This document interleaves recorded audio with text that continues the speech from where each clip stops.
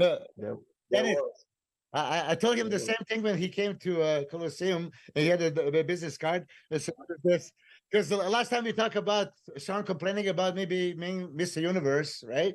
Says I am legitimate Mr. Universe in this federation. So Silvio told me that he won 5 times Olympia, some competition, over there, but it was not obviously professional. But I don't Right. think Silvio that was in any shape or form connected with IBB. I don't think so.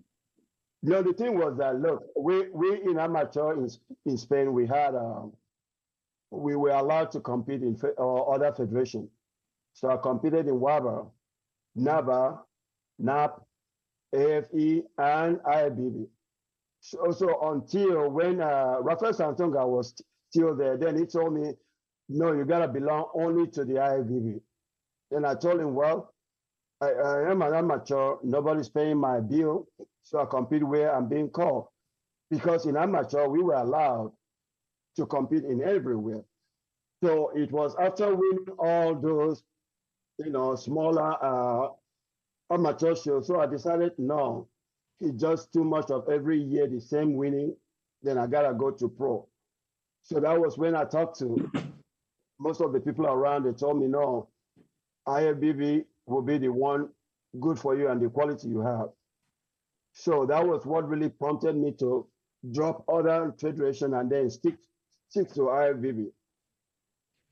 Then when I on the FIBO, I actually had to meet with Chris Cormier and Dexter Jackson. They saw me guest posing. They came to my shed where I was signing in the booth. They stayed almost 4 hours talking to me, convincing me to come over to US, that they need me here. So I said, okay, I'll take my bag the next 2 months. I go for the first show. That was the New York Pro, which was called Night of Champion then, before they changed it. So it was a journey, yeah.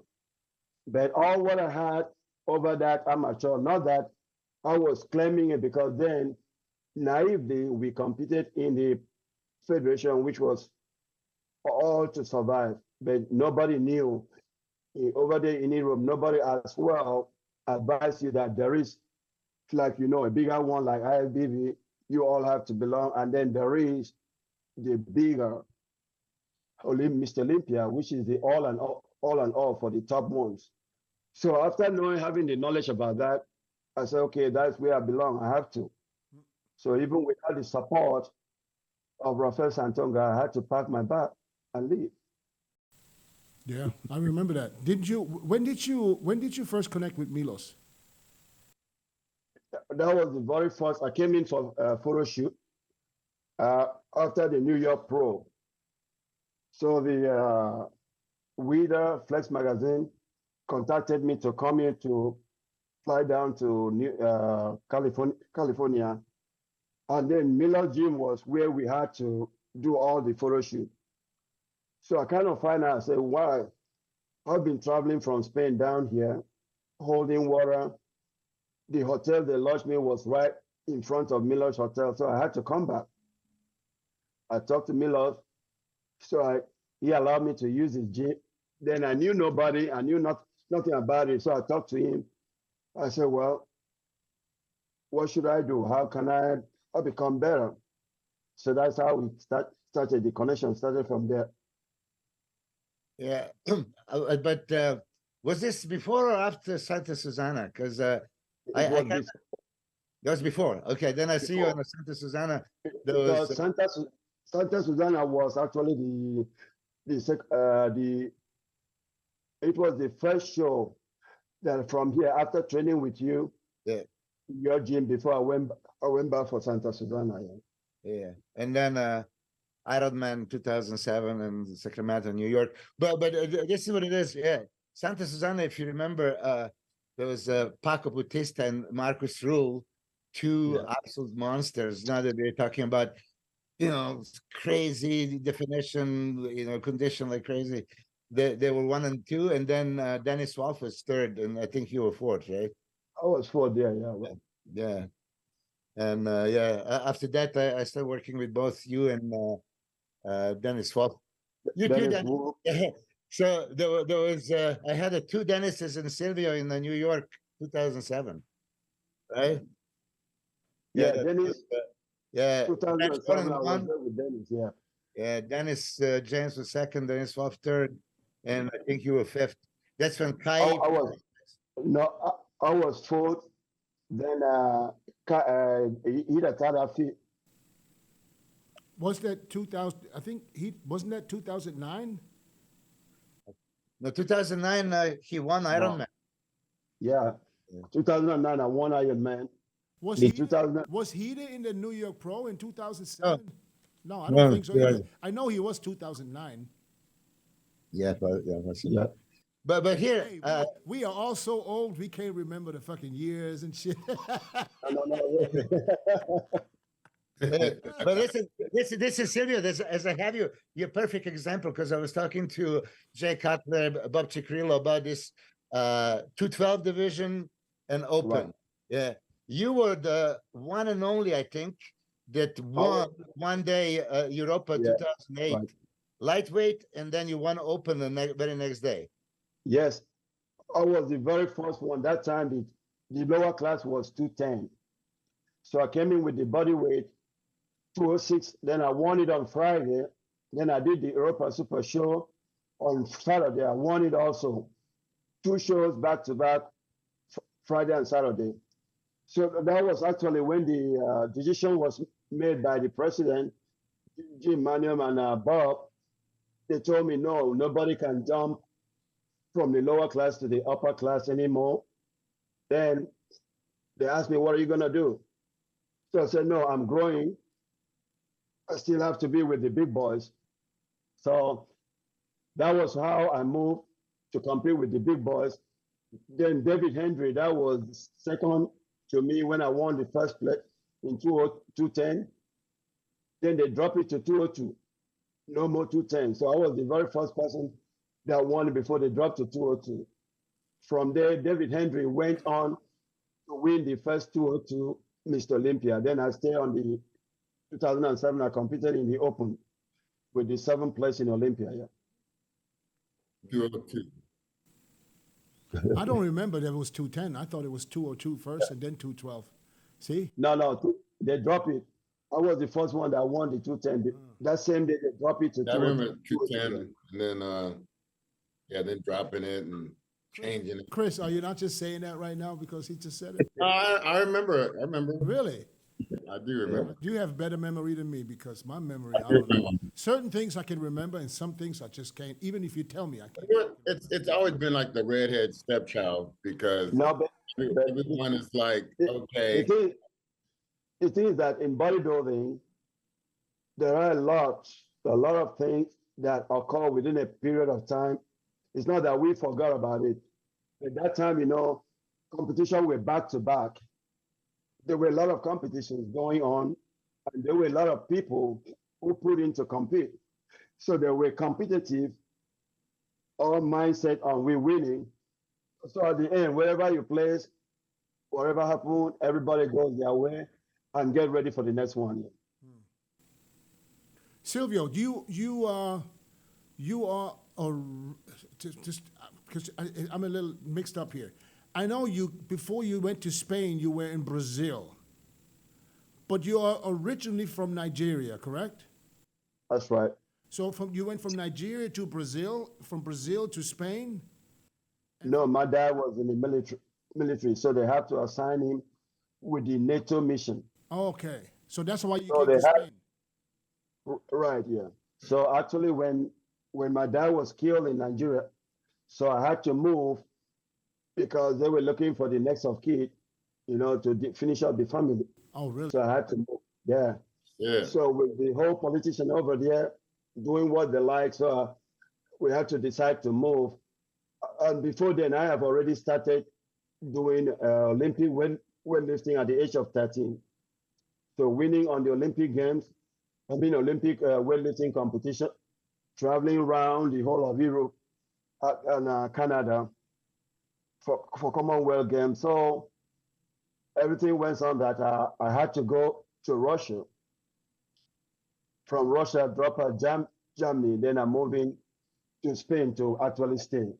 That's amazing, man. What's amazing to me is because he went to so many countries, he speaks all the languages. How many languages you speak? I speak 6 languages. There are some I So understand. no, so, but I so don't you speak as a Nigerian, you speak Portuguese, you speak Spanish, you speak English. What else you speak? Paroski, that's Russian. Oh, you speak Russian? Paroski, yeah. Are you- Damn. Then like, I speak do you just speak a little bit, or you fluent? Double Paroski, choo, yeah. I don't know what you just said. Commissar. So are you fluent in Russian? Yeah, I do. Oh, okay. That's why I have a lot of Russian ladies. I'm training now with the Portuguese ladies that from Brazil. So what Then I else? speak So also, what's the sixth language then you speak? Only train. I speak also the South Africa, which is called the Afrique. Oh, okay. So it's a different African language. Okay. Right, yeah. Yeah, to me, that's impressive. That's- Somebody that can speak more languages and can communicate wherever you go, that's impressive for me. Oh, yeah. Chris, how many languages you speak? 1.5. Half of Spanish. No. Come see, commissar. Je t'aime, chérie. That was French. Yeah, see, that's my other one. No, I'm like, don't Chris devas, speaks que Spanish estás to better. haciendo? What's up? I speak jive. Sylvia, I remember that you were a Olympic weightlifter, right? Weightlifter, yes, yeah. That's what I started, yeah. Olympic in the Olympics? Olympic weightlifter. I went to style. South Korea at the age of 17 years old. Yeah. Oh wow! Right. I didn't even know that. Then is go to my Instagram page. You see all the medals that I won in gold. I had no idea. Yeah, check on that. What's your Instagram? Is I it saw where, you- on Instagram or where? On the website? Instagram, so Sam1, SILSAM1. I saw you posing last night on the Instagram. I did that. I had to show some guys, don't rush. You gotta bring a static to the game, yeah. You gotta flow with the whole thing. Still flowing. Hey, hold on a second, Sylvia. Remember 2007 Ironman? You did a posing routine and you won a Best Poser Award. Exactly, yep. I did that. And from there, even then, my posing was not even good. I didn't even know how to pose well. I teach you that posing routine, man. Exactly. So I kind of say, okay, you teach me, you teach Ida. Ida was flowing with it. I said, no, let me change my own because I couldn't do what, most especially the floor show, yeah. Let me do the upper body and do the small floor show because Ida was really good in posing your kind of way of posing, yeah. My problem then was the midsection, which you really teach me, MILOS, to hold my diaphragm because I couldn't know how to breathe from the diaphragm. So my belly was moving. Yeah. So he teach me that. He kept that message. He kept that message from me. I don't know why. He never taught me how to keep my stomach in. Oh, come on, So man. It was always. Matter of fact, he got me bigger. He said, Oh, you can hold it. I got to say this. Milos always, she probably said it 1,000 times. Glue your stomach to your spine. and I'm like, I'm telling myself, how the fuck do you do that? I think right now, Yeah. sitting down, glue your I stomach. vacuumed. Do you believe that, Chris? Can you vacuum right now? Yes, I can. And can roll it. Wow, vacuum the house. Front and back. Vacuum the house. That's it. So Silvio, so then you decided to leave Spain and go to the U.S. And then you started your career, and your career took off. Your career took off like a rocket. You went from zero basically to hero. Everybody was talking about Silvio Samuel, and then I know there was a phase where were you training with Sean Ray? No, it was a liver. It was living on me. You what? He was a liver. He was a liver. Yeah. He was living on me. Yeah. Oh, he was living. Yeah, me. Yeah. He lived with you or you lived with him? That's a long story. Well, make it short. I never trained with SHAWN. I only trained with MILOS. From MILOS, I went to Charles Glass. So SHAWN came into my life just like a respect I gave to everybody. You know, but there was nothing to learn from there. I'm sorry to say it, and that was it. So I find out just the way everybody was wanting me to be off from there, not to rely on him, but you know, it was too late. But thank God, you know, the whole result is what you guys have seen. Even when I got into a problem that he didn't know, that he turned against me because I couldn't, you know, want to go his own way. And, you know, Dennis, we are not here to, you know, speak all those things because my life is this. Whatever anybody does to me, it teaches me a lesson on how to move on. People always ask how I got here. I was willing to work just a little harder than everyone else. Every damn day. If I can have hundreds of hours back, you know I'm gonna grab them. Spending hours prepping chicken, rice, and vegetables, F that. I rely on perfect nutrition. I rely on trifecta. You see, like MILOS sitting down there, first of all, I have to thank, I have been doing it publicly. But I have to do it face to face with Chris Cormier. You just asked a question now. I packed my bag, come in here. It wasn't easy for me to leave. I was so frightened and so much scared to even come to US to compete because when I see you guys on the magazine, I was so small. So I didn't know how to get to that point. But Chris sitting down here now with Dexter Jackson, met me just in the same day we meet at the FIBO to talk to me, convince me to come to US, that they need me there. Then I went to my hotel that night. I met with Ronnie Coleman for the first time. He said the same thing. He said, don't waste your time in Europe. Are you a pro? I said, I just turned 2 months ago. He said, get out of that place. So 2 months later, I was out, came in a computer, came back. Then 4 months later, I make up my mind to leave. So that was it. So I only trained with MILOS, then I moved to train with Charles. Well, Circumstances, MILOS know, I know, but we live it like that, okay? I don't know why I heard this, that I thought you were training, not training as he's coaching you. I thought you were training like training partners with John Ray. No, never. Okay. You would have seen pictures around. Well, I don't. We've gone to places. We've gone to a lot of places. Eat. I paid. Party. I paid. Buy. So that was what we did. Hey, why should it go different for you than for everybody else? exactly. Yeah, because that time he would tell me to spend with that money. He would tell me like that, spend that with that money. Yeah. It was I think it was like a fishing string tied to his wallet. So when he leave the house, the string just pull the wallet out of his pocket, and he won't have to get to the. But I'm still confused. You said he lived with you. Why would he live with you? On me. He says on me. On me. Okay, then I got it wrong. Okay, my bad. I thought you said he was living on me. Yeah. No, not this. Oh.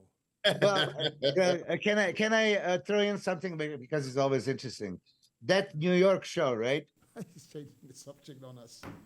No. Well, okay. Get on the subject. What was the subject? No. Go ahead. New York. Yeah, what was the subject? No. What were we talking about?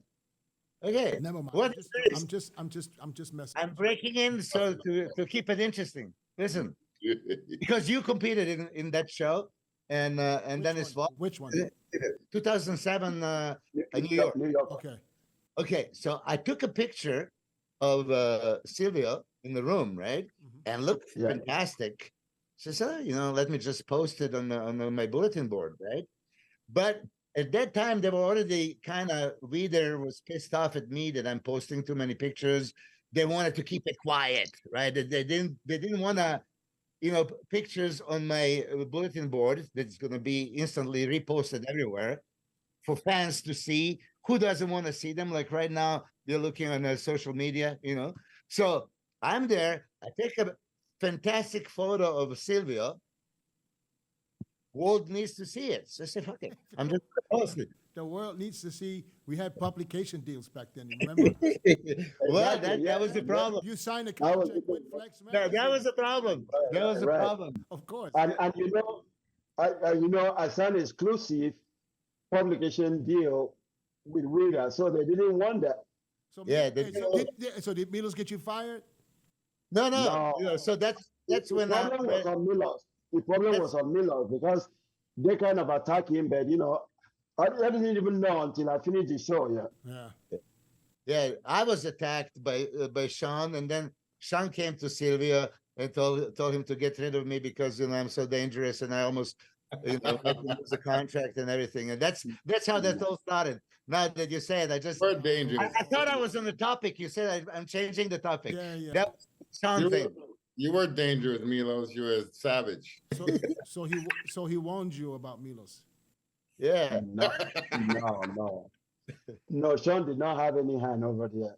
But Sean was like, he was kind of like, he wanted to protect me from any other person so that they wouldn't have anything from me then. So that's the whole thing was like, okay, I'm hanging out with Milos. I have to go to Milos' house. He wants me to go with him to, Riverside Golf Club or restaurant. So you can pay the bill. Yeah. Anyway, so then your last show, your last competition was what year? Which one is that? The one in 2000? I'm talking about the one before you went to college.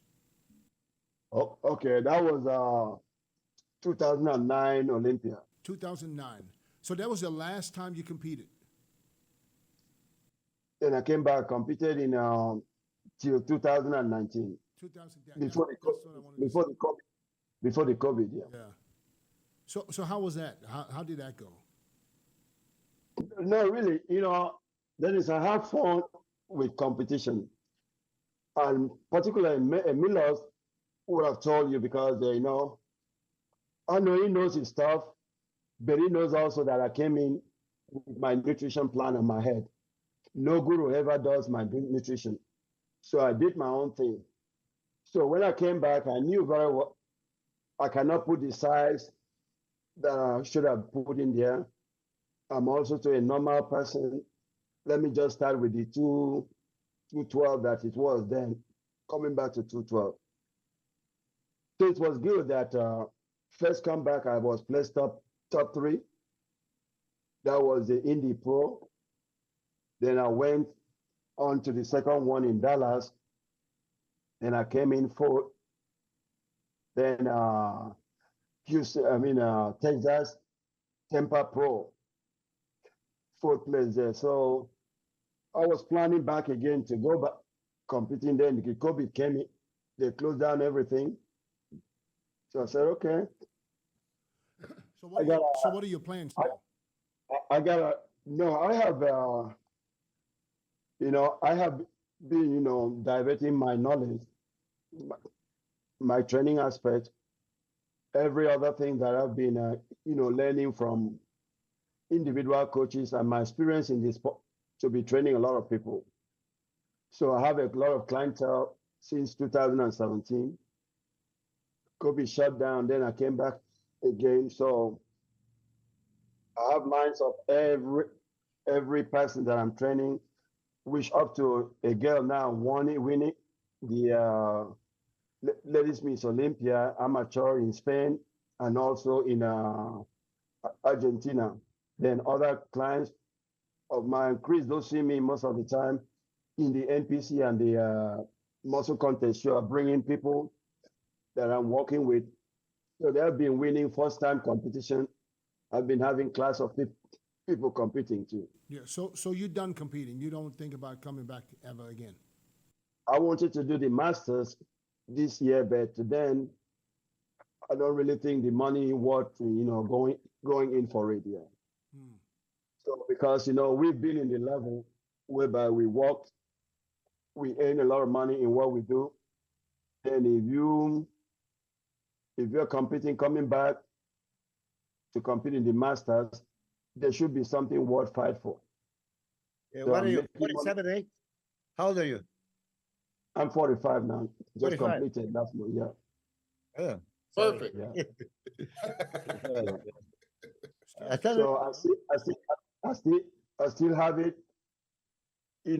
Coming back, competing on a high level is the mindset.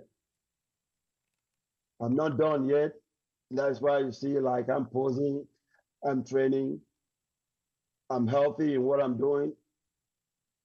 I know how to get there, but then at the same time, I gotta live a life. I gotta make that money to be able to pay my bills, because what is not worth money earning, it doesn't worth doing. At the end, nobody's paying your bill. How did you find going from a competitive bodybuilding to the training business, which is two different animals and two different attitudes and two different ways of Milo's been doing this a lot longer than any one of us. I've done a little bit, but Milo's been on a high level for a couple of decades. So how do you feel like that whole energy behind the two sides of the business? First of all, Chris, that's a very interesting and good question. I do find passion in what I do. Like my dad used to say, he said, it's nonsense saying you try, you don't succeed, try again. He said, what is the point trying again when you can just take your time and do things right? Find the solution and get in there. I'm doing what I'm doing with passion. I came into bodybuilding with love created by the passion, and then anything I'm doing, I want to do it to be the best in what I do. So, like, going back to training, I had already prayed over it. I asked God, what am I going to do? I have a degree in aeronautical engineering. I have never used it to work. Sport has been my own work all along. So I'm not going to go and get back the degree to say, go back to the Air Force and do what I need to do. So I pray and I have it. Believe me, that's what I did. And God gave me the sign that you are knowledgeable about what you're doing. Go and give it back to the people. So in the beginning, it wasn't about money. But, I started doing it free to see how it works. 2017. Then it just come up that every good result of every person brings in more people. So it became one of the things that I said, okay, let me settle down and do this and do it right. And secondly, to be that trainer too, I have to be patient enough to know that I'm dealing with different people, different characters of people. Then focus on exactly what I want, which is the result, and who is ready to get the result. So it's not just picking everybody. I'm open to everybody for one month. If you're okay to continue with me, we go on. If not, take your money, go and find another person and move on, because I don't have time to waste, because what I want is people that are serious because I'm serious. So that's how I'm able to succeed in what I'm doing, and it's building me up. How's your body mechanics? Are you because Dennis just made it over to Colombia with his first stem cell treatment, and I wrote them. Dennis, they didn't write me back. I think they mad at me. I don't know. Take this spot. But how does your body feeling? How is it? I've been exiled. You wasted this offer. They said, no, not you. Go ahead. Everything's good. You see, I still have it there. Okay. Abs. Abs? Yeah, what abs? We want You to always said abs. Yeah. 45 years? Yeah, the abs, that was my major weapon. So I still keep that real. Let's see, baby. I mean, you want to get posing, you got to pay Sylvia somewhere. If he would have a nice six-pack, he would show it now. He would have showed that. No, We know bodybuilders. No, but bodybuilder, but even MILOS will tell you, Sylvia Samuel always cover up until the show comes in. Well, we're not talking about show and I have a competition. show now. So Us guys in the locker room. We're not in the show now, but then I'm okay where I am. I'm not focusing on have that 10 packs like I had before, You said 10-pack. Right. If you remember, Silvio had those thick abs and crazy intercostals, serratus. It was just like, guitar. But yeah, he's right, because after every single workout, take your clothes off, let's pose. And he always had that miserable face. He didn't want to, He can pose, forever. But I think that's when you start changing and you became a master of presentation. I mean, Silvio, I commend you when you went on that stage, 2007 Ironman. You were way, ahead of your Santa Susana presentation. I mean, you knew how to angle yourself, how to breathe, keep the abs tight, legs separated, and then he had this crazy round muscle bellies, like chest, shoulders, arms, like, I think you placed third at that show, right? And you could have easily been second. Tony Freeman won. Oh, Tony. I think that Tony won. Then this guy Mo Sawi came second. Then no, not that year. It was this guy Dugdale. Matt Dundell came in. Yeah. Right. Whatever happened to Dugdale? Man, I heard that name in a while. But Ironman lights, you all know Ironman lights, and his physique. And check out the pictures from 2007. Silvio looked freaky. I mean, there was a slam dunk second place and possibly pushing Tony at that time. Then they went to Sacramento, and he placed second to Tony. Yeah, and he the place there. There, I beat Tony Freeman, but the judges said no. He won this. He won the because they were saying we have the same score, so they had to give to Tony Freeman because he won the Ironman last week. I said, okay. Oh, I don't know that one. Yeah. I remember. Do you follow the sport now? Do you follow bodybuilding? Yeah, I follow a lot. I've been watching what is going on. Yeah. Who is your favorite nowadays? In this like coming Olympia 2023. This new guy, this 202 guy that came set on Frockwell. Darren. Darren is my favorite. Derek. Yeah. Derek, yeah. Derek Frockwell. Yeah. Right. I'm just, you guys don't mind me. I'm just reading through some of these questions to choose some of the questions that we got from the fans. But you always paid homage to the ones that it was before you, Silvio. You always gave respect to those who paved the way for you. That's right. Yeah, I remember one of your songs. I remember was that the Ironman that you had that in your song? Right. Yeah, exactly. He's Ironman. Yeah. So Chris, this is the thing. I really want to thank Dennis. Thank you very much, Dennis, for bring this kind of this presentation over here. This is the thing. I came from a country, like I said, nobody thinks that any good thing could happen. You gotta kill, you gotta beat people up to be able to come out so that you are recognized.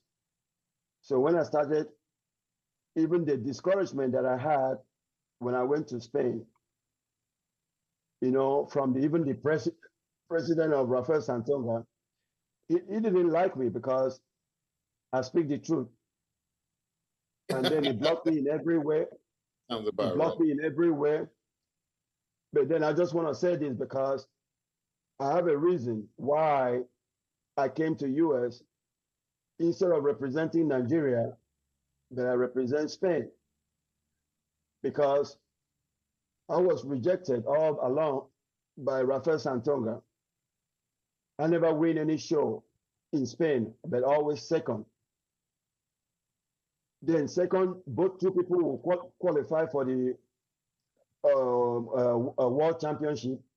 Then when I go, I win the world championship. I win everything. So that is how even my pro card, I wouldn't have had it. I had to go to guest posing in France. Let everybody know this, because he had blocked me in every way. Yeah, but we don't have to speak about Rafael Santonga. No. But I'm just bringing out how I got my pro card. So I had to went to France, and then I did guest posing. I competed the following week. That's how I got my pro card. So I just represent Spain because of the love of the people, just for them to know there are so many good bodybuilders over there, but let them improve what they need to improve for them to come out and then compete. Yeah. Shout out also to Flex Wheeler. MILOS, when I went to Gold Gym, I happened to meet with Flex Wheeler, but I've been meeting him all along. But they are the ones that told me, look, you have the symmetry, you have a very big legs because you came from power lifting. You have to put the separation. So he teaching me how to flow with my training, Bob Chiclelo, Dan Solomon, all those guys were the one walking with me.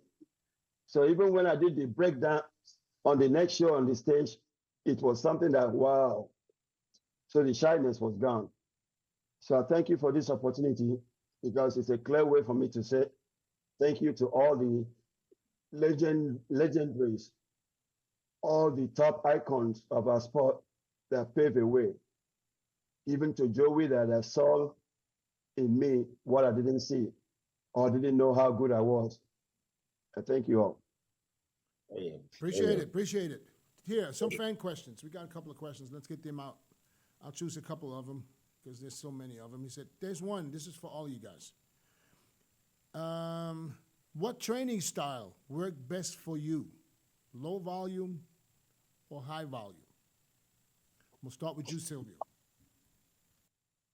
It was a high volume because though I didn't so much like it, but when I got in with MILOS, it was something my body needed to explode. Changes your physique, right? That's right, absolutely. Yeah.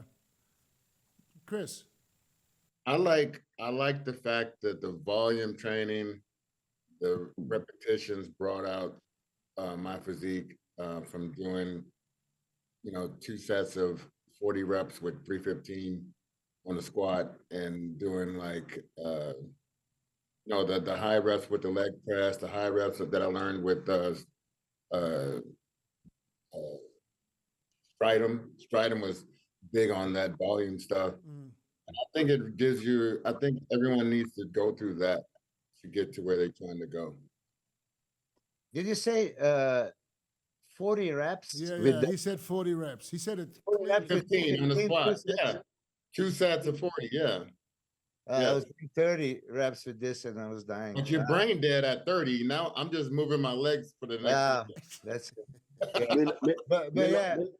MILOS was 70 to 100 reps, because you gotta do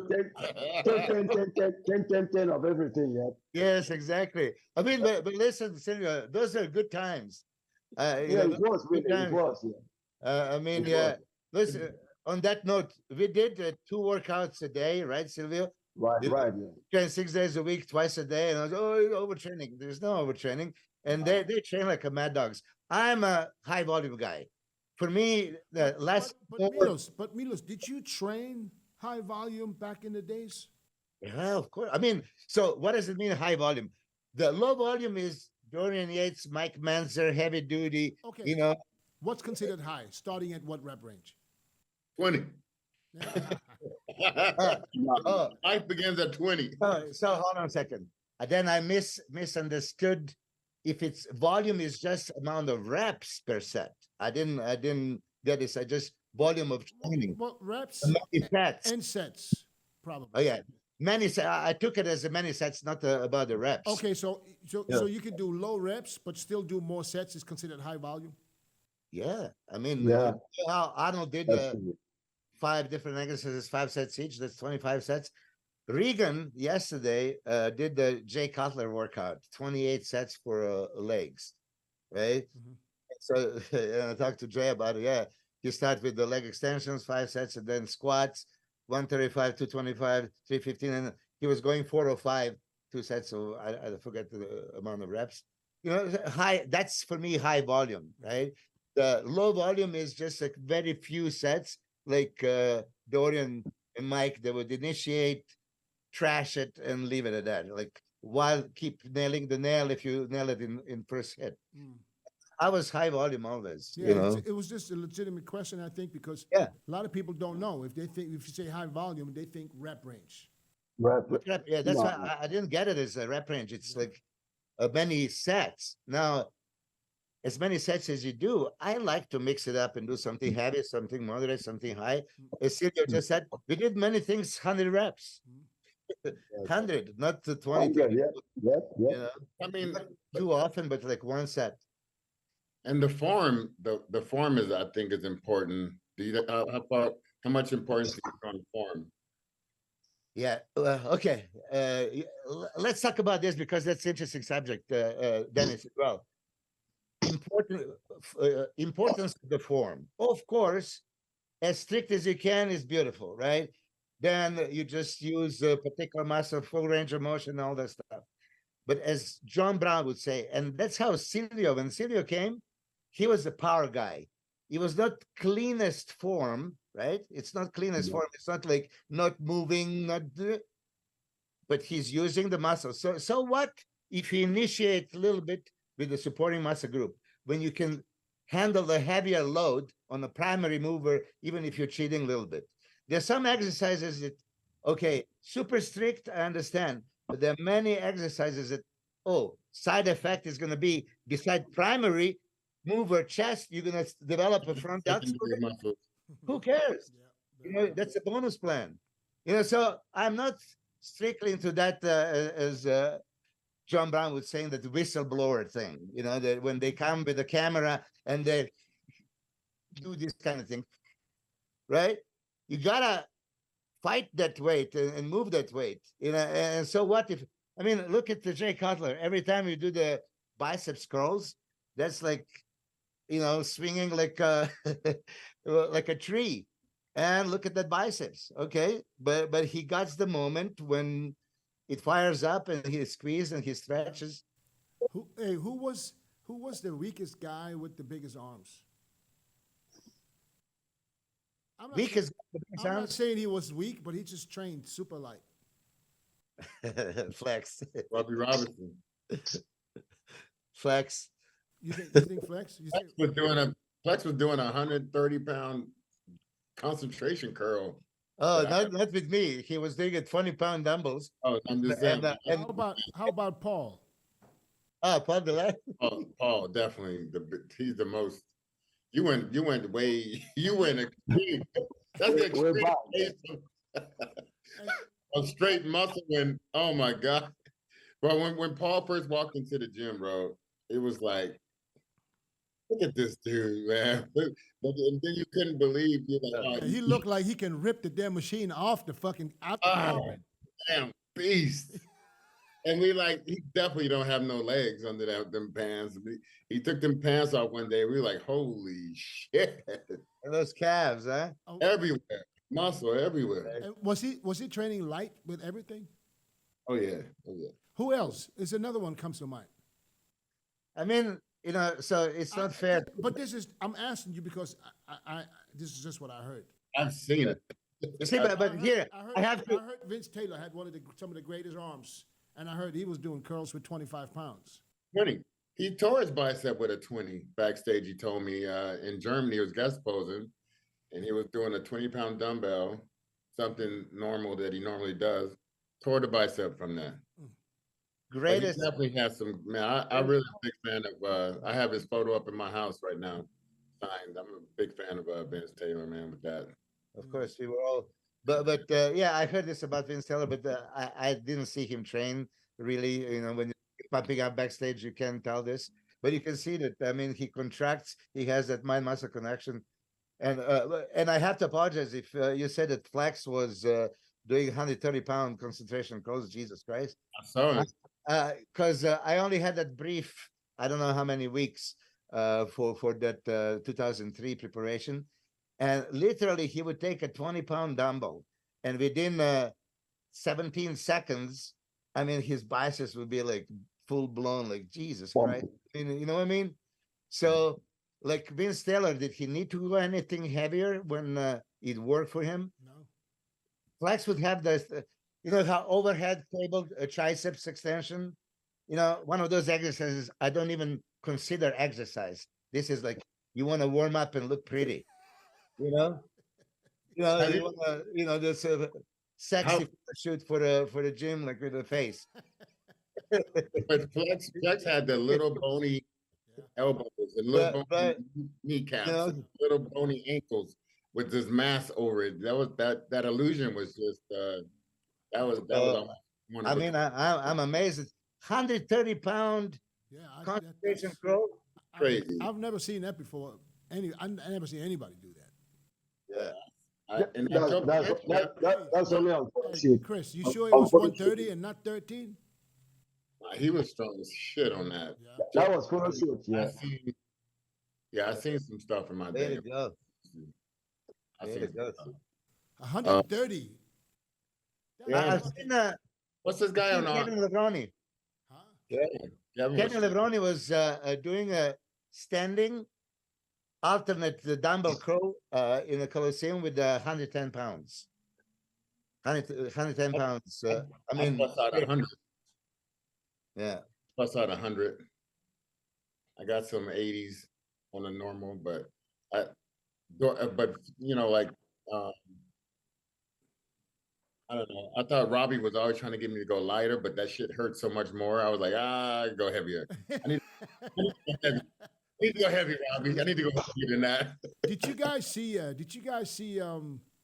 Chet Nicholson at 16 fucking incline bench press 200-pound dumbbells? I heard Jay Cutler yesterday. I didn't see it. Both of them are fucking strong. I mean, it's fucking ridiculous what these guys do. I mean, they bench 200-pound dumbbells at 16 years old.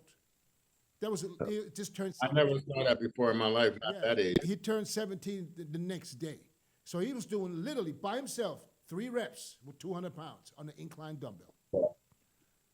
That's impressive. That's crazy. Just remember from little kids up to now.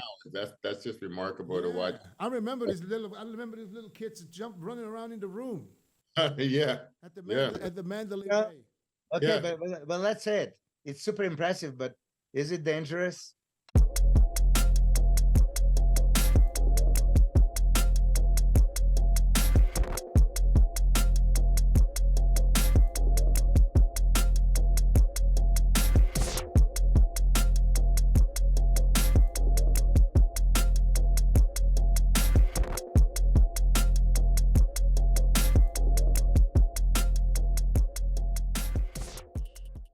Yeah, absolutely.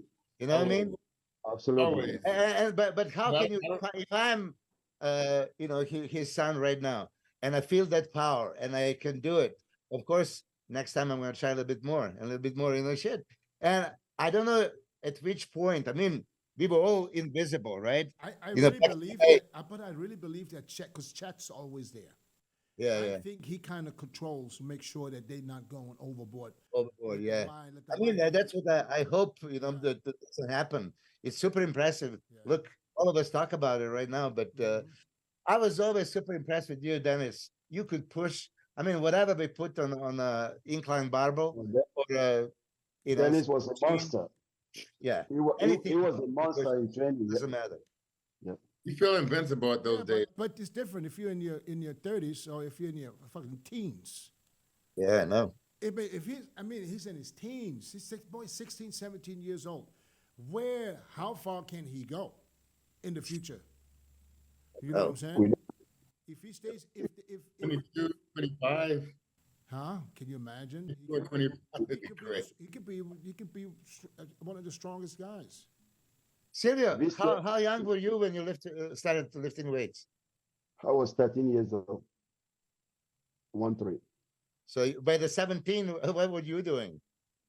Yeah, that was when I won the gold medal. Okay, but did you Yeah. bench press? No, never. I never bench press. I only lift, snatch, clean, and jack.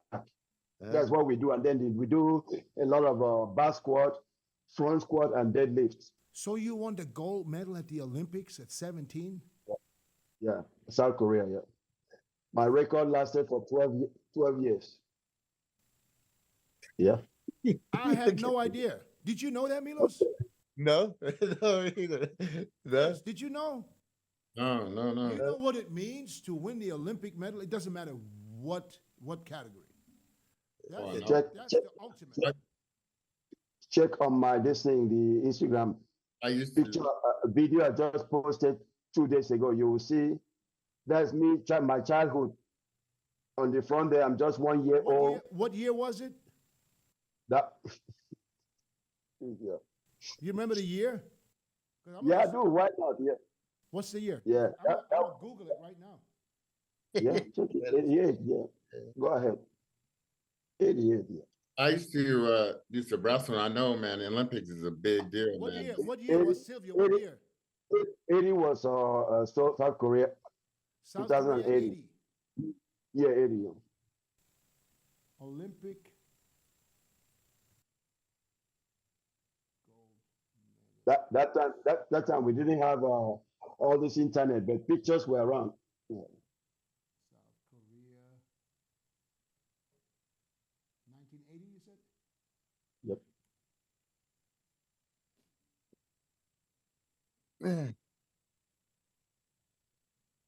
Fact check. Guys, go ahead. Don't let me. Yeah, but anyway, yeah. Waiting. Oh yeah, man. But it was just amazing, man. And I always try to give you good advice, Silvio. But I know that, yeah, You said 1980.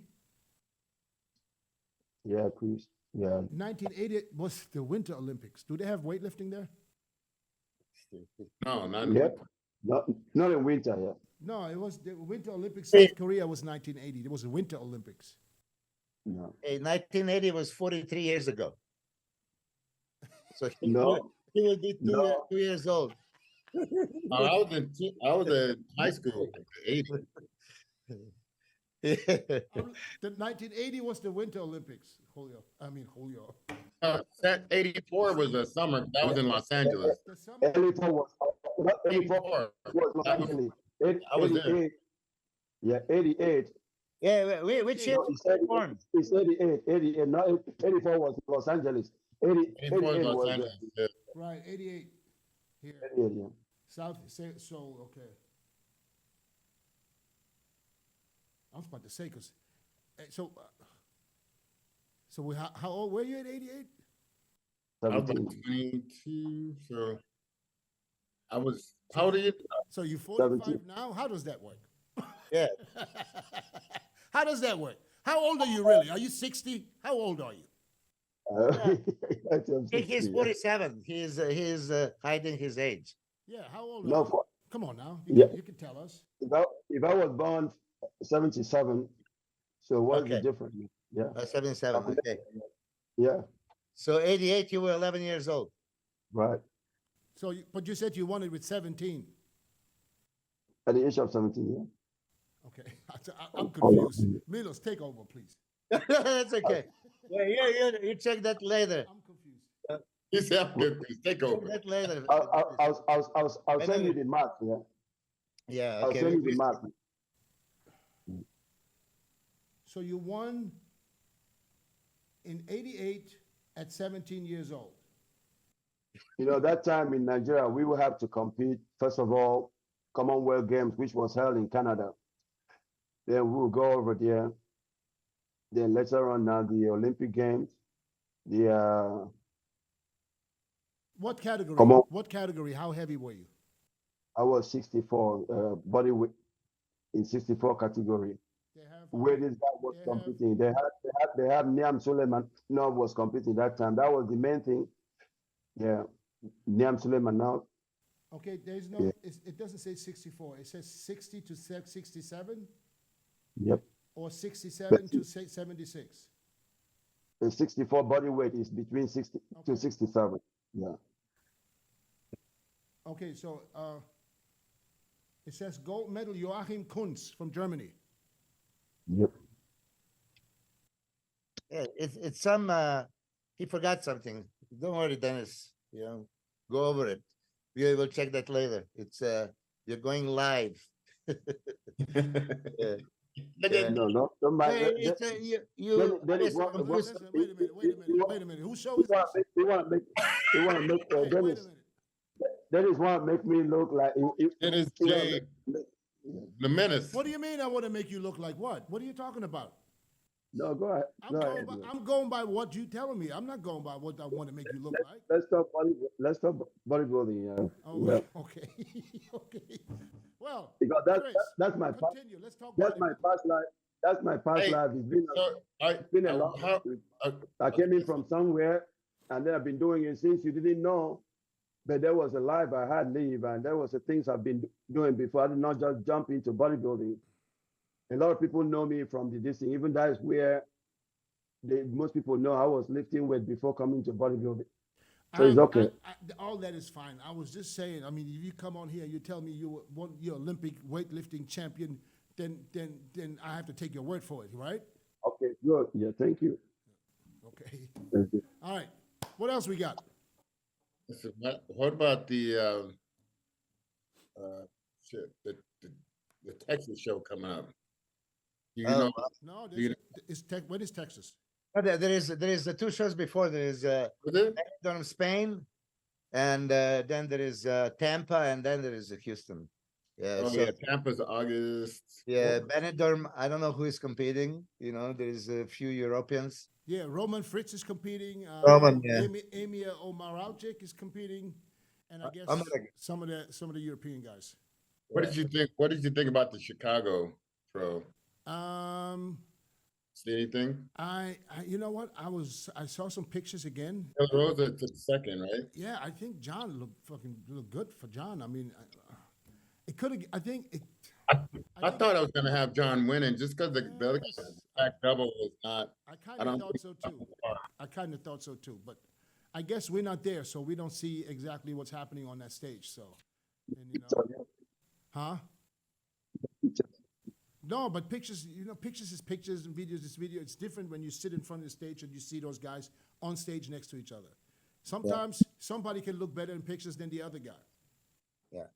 Yeah, I just thought he was so balanced, and he finally balanced out his physique from the front. Who? John. John? Yeah, Yeah. I mean, I just saw him doing a live the other day, like yesterday, and he explained that his flight was canceled, so he had to, so he had all that stress going into the show. Yeah, that's a sign of the times these days. That's how it's going right yeah. now. Yeah. Cancel flight.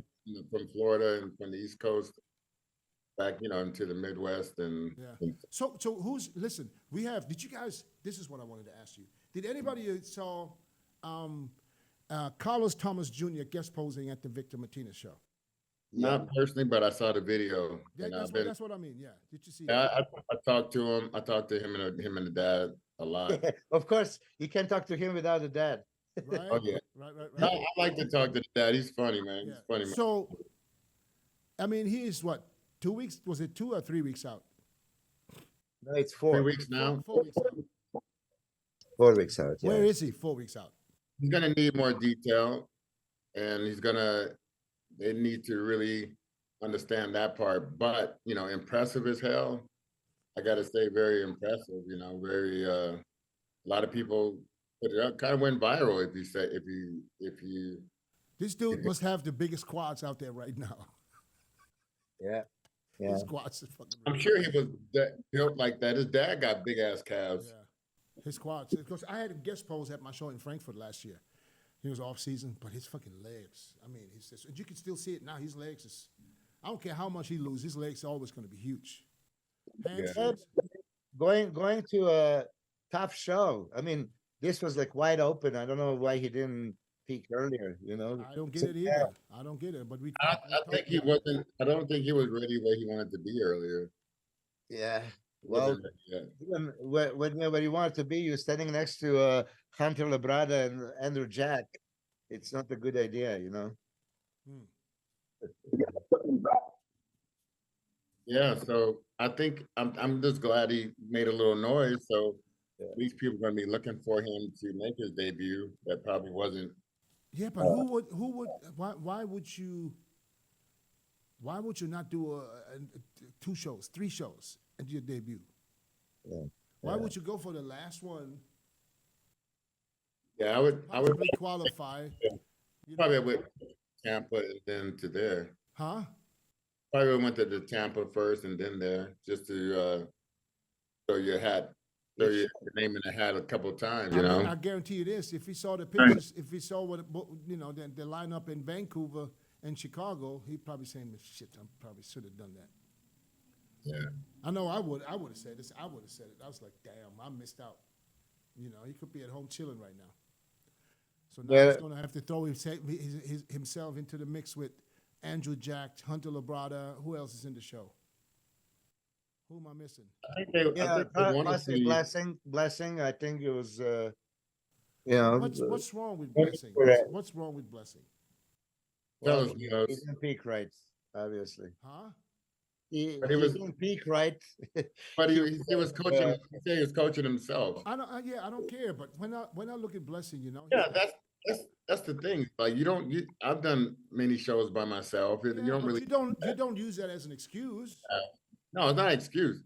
I'm just saying. I mean, I look good doing stuff by myself. I've done Olympia. Yeah, but you look good looking in the mirror at home because you see yourself. You have nobody that's telling you, "Listen, you're not there yet." But some people that's in his camp or his friends or his training partners or whatever. I mean, he looks super impressive in person. Like I'm sure that's what you were gonna say. He's more impressive in person, upper body wise. I'm just not impressed with his. Silvio, your audio is not on. What? Silvio is talking, but you can't hear nothing. Oh, is it audio? Yeah. Yeah. Don't hear it. It's not working. It's just little noises, but you can't hear the words. Oh shit! Oh, no, not good. Got water in it? Okay. Yeah, that's Here we go. He's like, "What'd you say? Got water in it?" Not like Much better now, yeah. Yeah, whatever you were saying, we didn't hear hear it. it. Underwater. No, I was saying doing it by himself is not really going to give him the best push or the best result like he would have been working with somebody. Right. Because, at the early stage, you need somebody to push you to that top. What's wrong with this? You see, the thing is, we all know that he has a great upper body. He needs to improve his legs. He has a severe leg issue. One of the legs it almost looks like it's. Yeah, I think it's about his knee. I think it's the knee. Whatever it is, it's the leg that we're judging. So it almost looks like this leg is almost half the size. But why would he put his other leg in front when he poses? Why wouldn't he put that leg in front so it kind of, creates out-angles the other leg? I would lean on the weakest and extend the strength one. Right, but then you make it even smaller. Well, I mean, that means that's when you don't have to flex it. I mean, I know, but you know how he stands, and then it's just so obvious now. And I know he's working on his quad. All that's got to change, obviously. it's got to change. But Okay. I don't know. Is that fixable? I mean, it's been going on forever. So now you think this can be fixed? I mean, I You think it gotta has to take be- you gotta take some time to fix it, but not rushing on the shows, doing shows with it, because like it can really take a 1 year of working to fix things on the legs and come back more better, because concentrating on the upper body every time and at the same time thinking that he's gonna come in with the legs. If you don't work it, give it time to rest and work it, well, it's not gonna work. He's not gonna come in, no improvement. So that's what he needs to do. Yeah, Yeah. upper body is tricky. Absolutely. That V taper, the width, crazy. Back, shoulders, arms. I love it. Legs, I mean, I don't know, Dennis, you know how it is. If you're willing to work and you're ready and you're gonna give it all, but then you have an injury and you have a wrong kind of pain, Right. then you push it, you know. So it's right there. And I hope that's not the case. If this is the case, then it's not realistic to expect to improve. Yeah. You know, You think it's a cartilage problem or some type of ligament or I don't know. It's got to be something. Well, I mean, even if he has a knee issue, if he can squat, he can do everything he's doing, but one leg is not responding. Yeah. There got to be some other issue. Yeah, but you see, Jay Cutler had, remember back in the day, one leg, considered. It's gotten worse with Jay. The older he got, you could have seen Yeah. it more. But then he managed to even up, like doing something within a year or so. Yeah, I'll ask him next time exactly what he did, but because Chad Nichols was pointing out loudly about differences in left and right leg. Yeah. And I No, think that I mean, nobody's equal. We all know that. Nobody's equal. Everybody has a stronger side than the other one, but it's when it's that obvious that it can hurt you being on stage, where do you go from there? You got to fix that because especially people talk about that. You And know, it's, one thing he has to break into understanding is, that bodybuilding is about balancing. If you don't come in and then fixing everything that you have, not being equal with other, because like me, I remember when I came, Milos can tell you, I came in, one of my lads were bigger, wider, and one of my lads was straight down, So when I pulled the back, and listen, people say, oh, the back is so smaller. But when we fixing that, with all the judges said, I think I had one of the best back too, even though not recommended yet, because nobody talks about it yet, but it was good.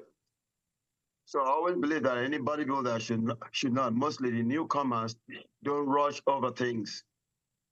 Stay in the gym, work and correct everything.